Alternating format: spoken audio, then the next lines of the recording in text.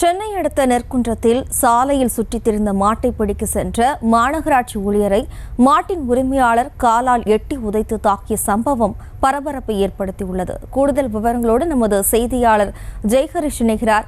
வணக்கம் ஜெய்ஹரிஷ், விவரம். வணக்கம் ஜெயஸ்ரீ. சென்னையில் சமீப காலமாக சாலையில் செல்லக்கூடிய சிறுவர் சிறுமி முதியோர்கள் என பலரை மாடுகள் முட்டி தாக்கி வரும் சம்பவமானது அரங்கேறது. இதன் எதிரொலியாக சில உயிரிழப்பும் ஏற்பட்டுள்ளது. இதனை தடுக்கும் வகையில் சென்னை மாநகராட்சி சார்பில் சாலையில் சுற்றி செல்லக்கூடிய மாடுகளை பிடித்து அபராதம் விதிக்கும் உத்தரவானதும் பிறப்பிக்கப்பட்டுள்ளது.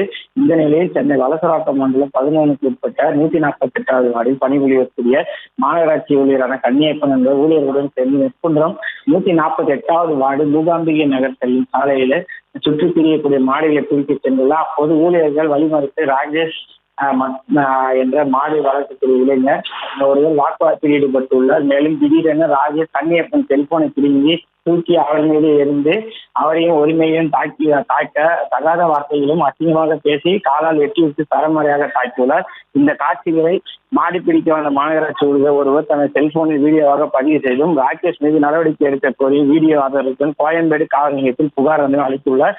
இது குறித்து வழக்கு பதிவு செய்து போலீசார் விசாரணை நடத்தி வருகின்றனர். சாலையில் சுற்றித் திரியக்கூடிய மாடுகளை பிடிக்க சென்ற மாநகராட்சி ஊழியர் மீது மாட்டின் உரிமையாளர் காலால் எட்டி வைத்து தாக்குதல் நடத்திய சம்பவம் இப்பகுதியில் பெரும் பரபரப்பை ஏற்படுத்தியுள்ளது. மேலும் விசாரணையில் கடந்த 2 மாதங்களுக்கு முன்பு சாலையில் சுற்றி சேர்ந்த ராஜேஷின் மாட்டிற்கு 5000 அவாரம் அளித்தது ஆச்சரியத்தில் இந்த தாக்குதல் நடந்துள்ளதாகவும் தெரிய வந்துள்ளது குறிப்பிடத்தக்கது. ஜெயஸ்ரீ, விவரங்களுக்கு நன்றி ஜெய்ஹரிஷ். செய்திகளை உடனுக்குடனும் துல்லியமாகவும் தெரிந்து கொள்ள சப்ஸ்கிரைப் பண்ணுங்க.